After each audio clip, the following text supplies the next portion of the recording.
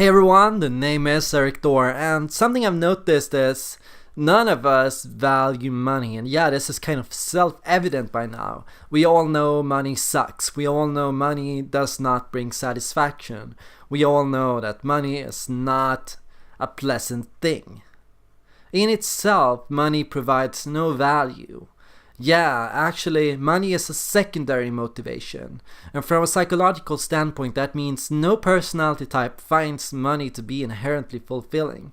All personality types, when given money, think only one thing. How can I use this money to fulfill my personality type's core needs? Yeah, that's the core question. How do I use money to secure my needs, what I want, what I love, what I find positive? And yeah, that's the thing. We all know that we need money to survive. We all need money to have food on the table and to have a normal, secure life. We need money to have freedom, basic freedom to move around the world, to travel, to go on trams and this public transport, to visit our family and friends.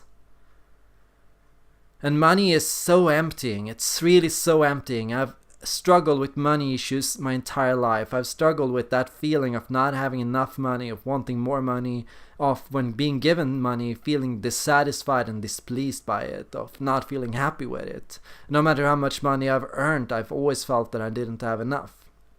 No matter how much money I earned, I felt I needed more money to truly feel fulfilled. And that's the thing. The more money you are given, the more dissatisfied you feel. Like, there are people rich as hell, rich as fuck out there with an existential crisis, a deep, permanent existential crisis of what do I do with all this dissatisfaction? Because money unspent, money not used to promote charities, to help people, to secure what you love, to engage in your passions and your hobbies is just kind of material dissatisfaction, the material state of dissatisfaction. Money is a secondary motivation, and that means we, when given this secondary motivation, only feel dissatisfied by it. We do not feel happy by it. We do not feel anxious from it. That's the thing, we feel dissatisfied.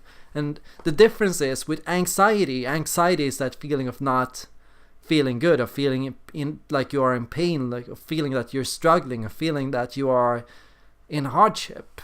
Dissatisfaction is that feeling of nothingness, of emptiness. So yeah, of course I'm not struggling, of course I'm not having it difficult, but I'm still feeling dissatisfaction. And this dissatisfaction is this nagging anxiety, this nagging feeling that I have to work more, earn more, achieve more, get more. And that's why money attracts money. When you earn more money, you want more money. The more money you earn, the more you think about money. The more you have, the more you want.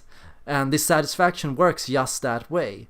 It craves more. It is literally Gollum. That's what Gollum is the metaphor of. When I asked for money in the latest video I made on Saturday last week, I felt like Gollum. I felt like I was like I'm some kind of money monster, and I hated that experience. I didn't want to feel that way. Of course I want money for security and for this new apartment. Of course I want this new apartment. Of course I want to take the next step in life and to grow to at least an average salary, at least a normal human wage. But I do not want to be like Gollum. I do not want to be possessed by money. I do not want it to take over. And that's the thing. The fact is, the more you think about money, after some level, I think money is good up to some point. But then after that point, that dissatisfaction begins to take over from your core passion, your core interest, your core love, your core passion overall. And it begins to cloud your passion, and it begins to get you to forget why you did what you do. Yeah, some people think it's a raw fact of life that you eventually have to get bored by what you do, that you eventually have to get hardened and dissatisfied by everything. But I don't think so. I think we become dissatisfied when we are paid to do something we used to love. The more we are paid to do something we love, the less we love doing it. That's the thing. We can and we should be paid. Artists should be paid. Artists should get money. But after a certain point, that money starts to cut into that artistic expression. And that's why I think a lot of people need to set solid, reasonable expectations for how much do I want to earn and how much do I want to engage in my passion. How much do I want the questions of money and financial gain to cloud what I do. If you get money just without thinking about it, just on its own, without having to actually engage in or process it, without having to market yourself, without having to think about your work's value, that's perfect. That's the ideal state. That's what you should be striving towards. You should be striving towards making money without having to think about making money. And you should be thinking that money is only good up to a point. You should set this bar of how much you want to earn. And you should say reasonably to yourself, I don't want to earn more than this because I don't want to have that stress of having that much money to manage. I don't want to have that question of like what Bill Gates has. What do I do with all my fucking money? I have so much money. I am sitting on this piggy bank of dissatisfaction. And that's why I have an existential crisis. That's why I feel I need to give away so much money. Yeah, he's giving away more money than anyone else in the world as far as I remember. And that's what I can offer as advice also. If you're starting to earn more than that, give it to your friends, share it with friends and family, support art, support things you love, create this circle of realizing, yeah, as long as I have that vacation to look forward to, as long as I have that time with my family, as long as I have the ability to go out to eat a few times a week or to enjoy good foods or to have basic welfare, that's great by me. I don't need more than that. Search for balance, search for fulfillment, and realize balance takes you outside your personality type. And that's the thing, I want to talk about that in this video. If you are a philosopher, that might be really interesting to you. If you are an artist or a counselor, like, no matter what your personality type is, the more money you earn, the less likely you are to be in touch with your first and your third letter. And that means introverts who earn a lot are likely to be a lot more extroverted. That's why extroverts who earn a lot more than they usually do are likely to be a lot more introverted. That's why a lot of feelers who earn a lot are more likely to be dispassionate thinkers. And that's why a lot of thinkers that earn more than they should are likely to be dispassionate feelers. Yeah, it gets you kind of outside your dominant balanced state. And that's the question, of course. The question is, do I need balance? Do I need satisfaction? Do I need to be happy about my life? Did I enjoy life more when I was just that philosopher, just that counselor, when I was just helping people, when I was just listening to people, when I was just learning and exploring a passion? Or did I prefer when I was a rich and successful and achieved and successful person?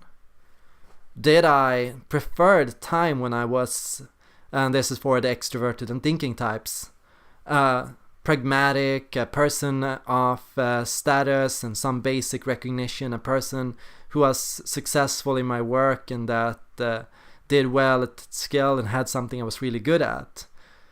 Or did I prefer the time when my skill became so good and my craft became so good that it became something sold for millions of dollars? Yeah, some people might struggle to accept that fact or deal with that fact. I get that. I think even I struggle to accept that. I think most of us after this video still feel a little hesitant. We're still feeling, yeah, but what's the harm in earning more money? And I can earn more money without becoming stressed by it or without losing myself in it.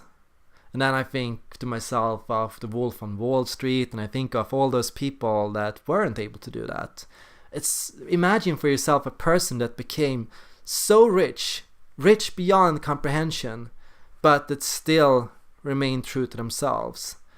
I can think of perhaps a few that strike me as somewhat like that, But I see all of them so deep in charity drives, in community activism, in involvement with people, with helping people, that it kind of adds to and just cements my point. These people who earn a lot, they're not thinking about money. They're thinking about creating new projects, helping people, supporting creativity, supporting art, helping out their family, being true to their family, and being true to their passion and their craft. They're not choosing work based on what pays more. They're not choosing what projects to take on based on who pays the best.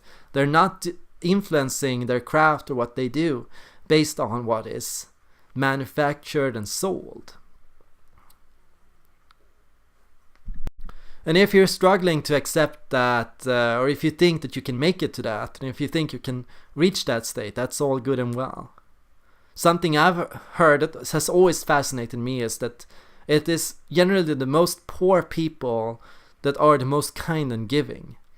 The more poor you are, the more likely you are to help other and support other people. Simply because you understand what it's like to be in shit. You understand what it's like to struggle. You understand what it's like to have a bad economy. And you feel that you don't want this fate for anyone. And with no further ado, my ramble is over. Thank you all for joining in. Thank you all for watching. Feel free to share your experiences of money. Feel free to talk about what money means to you. Thank you all for watching, and I hope to see you guys tomorrow.